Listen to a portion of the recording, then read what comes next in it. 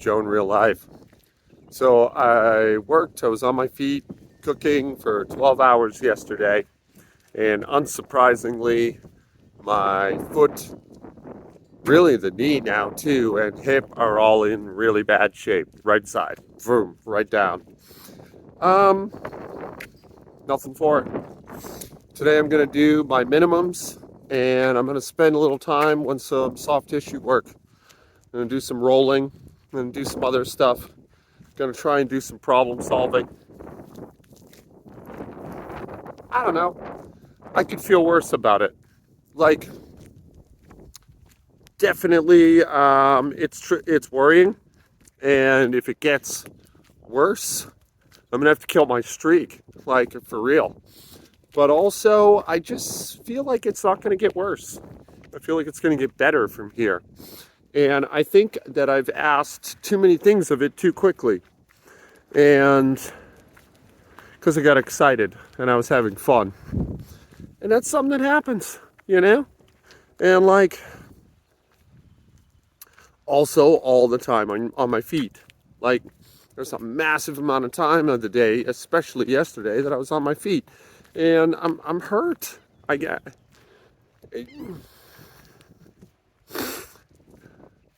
That's the result I should expect, you know? Like, there's nothing out of left field.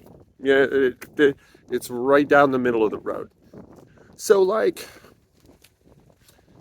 be smart, be cautious, be kind to yourself in situations like this. And,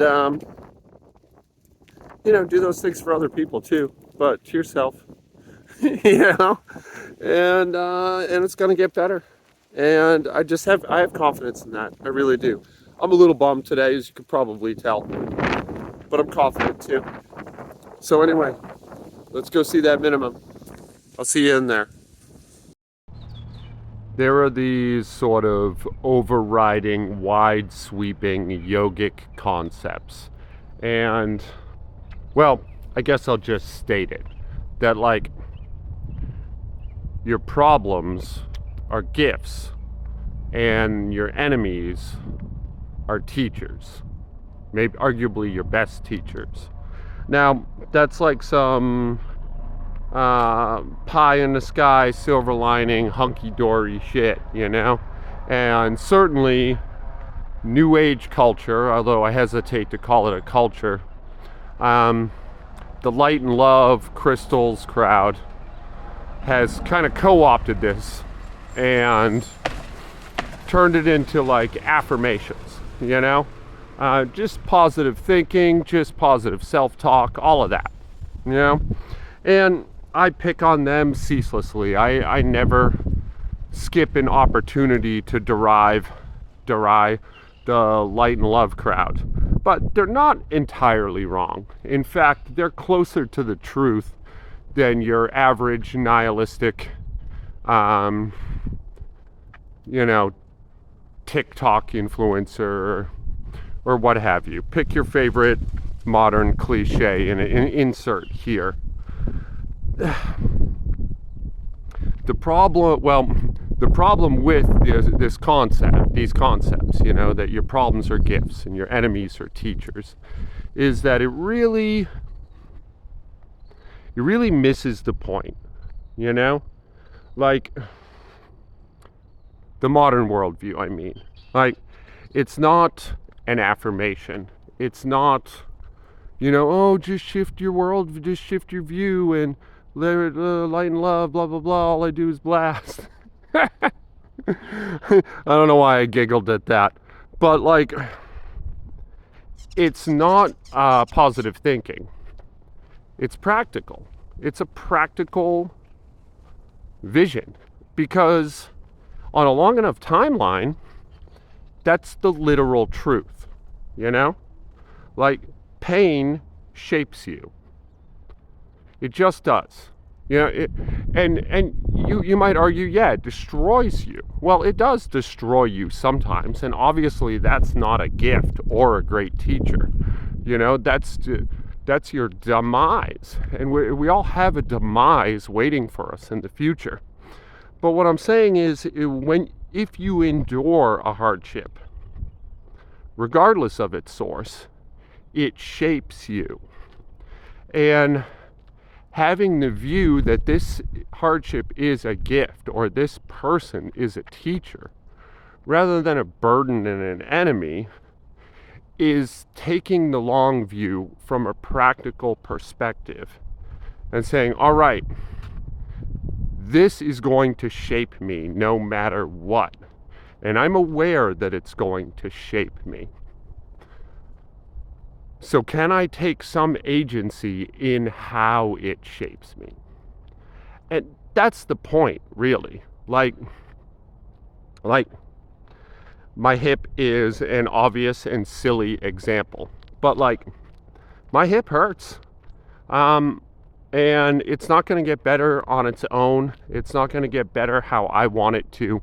It's going to do what it does. And I don't get a vote in that, to a degree at least.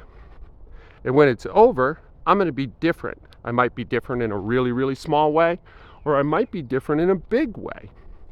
But am I going to allow it to set all the terms of how it changes me? Or am I going to accept the fact that I am going to change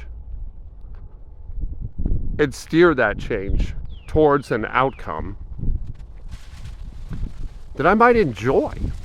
You know, I feel pretty bad today. You can see me stretching. This is at, I think, 2.5 speed. And so I feel worse today than I've felt in weeks, and yet really in a year. And yet I feel optimistic. I feel even excited. And I'm not going to totally lie to you. I'm a little blue too. I definitely don't like being sidelined like this. And if I'm totally honest, this is a more serious sideline than I was prepared to admit and announce publicly, you know. How serious remains to be seen. I might be making too big a deal out of it. Yeah. But it could potentially be moderately serious. And yet, I'm kind of exhilarated by it. Because it doesn't mean that I have to change. It means that I get to, you know? And that's the shift that the New Agers are getting wrong. You know? They have the basic principles correct, but they're just missing, like, they think that, like, positivity is a magic potion you can apply to any problem and get amazing results. And that's only true of like some problems. Like, they really aren't wrong about that. A purely objective, emotionless, even pitiless worldview where you're like, okay, this is happening and there's nothing I can do about it. But there also is a version of me on the other side of this. And what muscle can I flex? What level of agency and control is available to me to dictate who that person becomes? I don't know. I think it's cool, and I'm excited about it. You might be bored to tears by me on this one. I'm not sure. It's a windy day, and I'm taking laps in my cul-de-sac, and I'm sure it's fucking my audio up. But I overtalked my video, and yeah, I don't know, man. I don't know. I just wanted to say what I said. I just wanted to say that, like, one of the cool things about this project is I have a little video diary of over a year of my life just kind of doing my dumb shit. And I get to see my highs and lows. I recorded my last relapse. And how terrible was that? Like, how unbelievably awful an experience. And certainly compared to what I'm going through now is nothing. It's fucking dumb. I got a little hot tweak in my hip, and it's cascading down my leg, causing all sorts of interesting problems. Well, like, who cares? Man, it's definitely fine. Um, and there's no comfort in that in the moment, when you compare what you're going through right now to something worse that happened to you or someone else. We always resort to that tactic. We always throw it in the face of other people, and there's no comfort in it. None. It offers nothing. It's like smug somehow, even though your intentions are nothing like that. They're just trying to refresh a perspective. And that's really all I'm doing with this. Trying to refresh the perspective. There's a version of me on the other side of this injury. And that person is going to have good days and bad days, highs and lows, feel exalted and destroyed any number of times, for any number of reasons, in any number of ways.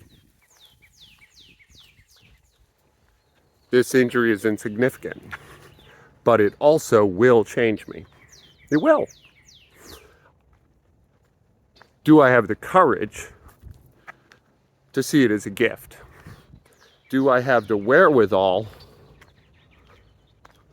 to accept my bitter enemy as a teacher? Because they are those things whether I like it or not.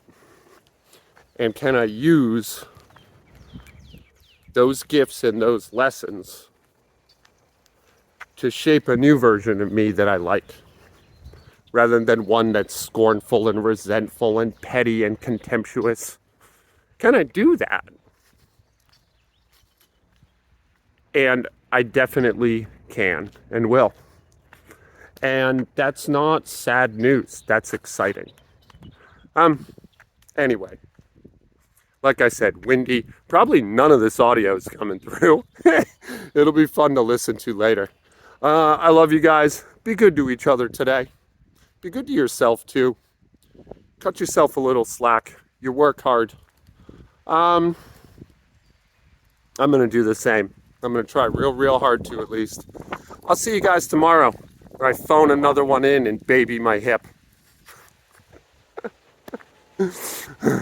Be good out there.